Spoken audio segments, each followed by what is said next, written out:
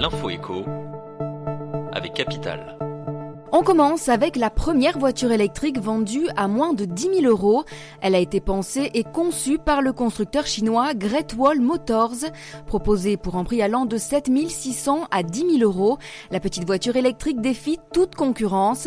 Visuellement, la citadine ressemble à un cube avec une pointe d'originalité puisque ses phares sont en forme d'yeux.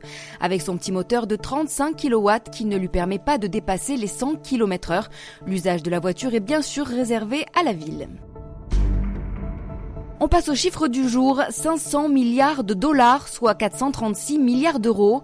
C'est le montant du patrimoine des 500 premières fortunes mondiales et il a baissé en un an.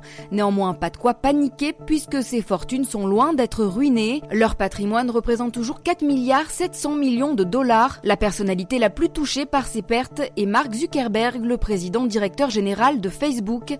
Les nombreux scandales qui ont touché son groupe lui ont fait perdre près de 25% de sa valeur en bourse en 2018.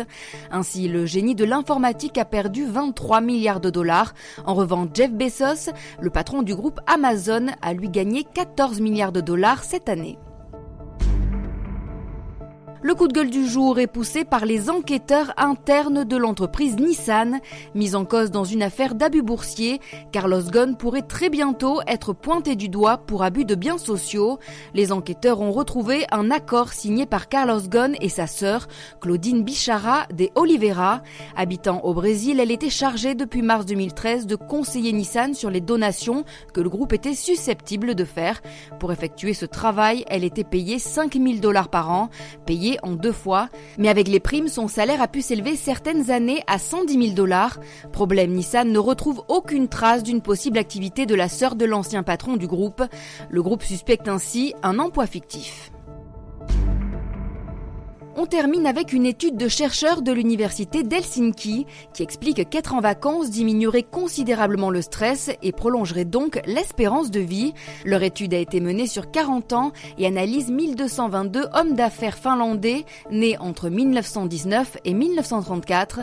Les hommes qui prenaient moins de 3 semaines de vacances dans l'année ont affiché un taux de mortalité de 37% supérieur à ceux qui accordaient des congés plus longs. Même si les Français prennent de plus en plus de vacances, ils sont très nombreux à ne pas couper totalement du travail, et ce malgré l'adoption d'une loi sur le droit à la déconnexion il y a de ça 2 ans.